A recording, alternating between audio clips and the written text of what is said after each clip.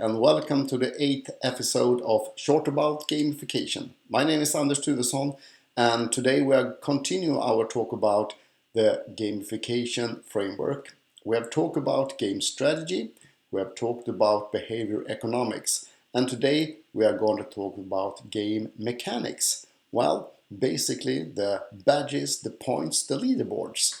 This is what most people start to talk about when the subject is gamification. The points, the leaderboard, and the badges. But it's a big risk just to take some objects and throw them in your solution. Take the progress bar in the LinkedIn profile as an example. Does it motivate you? Well, some people do get motivated and really want to feel it. But what happens when they do?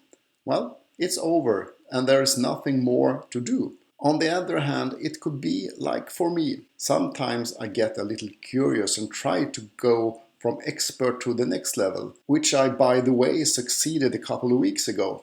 I reached the star level. But I don't have the drive to go for it and try to see how I can feel it further on because LinkedIn doesn't tell me what I need to do. Well, if I were more of a killer or explorer play type, I perhaps could go for it, but for now, I just doesn't care. And there are also people who don't care at all. So in the LinkedIn case, it is just an object, but it's pretty much just that. Then there is places where the progress bar works just fine for me because it is an ongoing process where I can feel it and there are clear rules. I understand how I will get to the next level.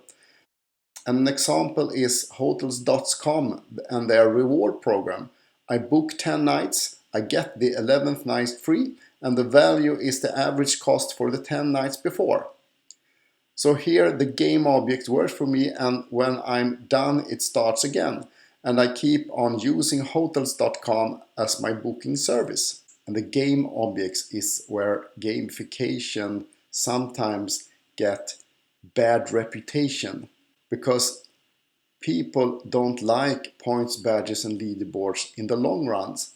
And I totally agree. If you just use the game mechanics, the object, without thinking about your target group and how you want to stimulate the behavior, then you could end up with a bad design solution. But if you use the game objects the right way and take into consideration your player types, your game strategy, you have a much better chance to do a great gamified product.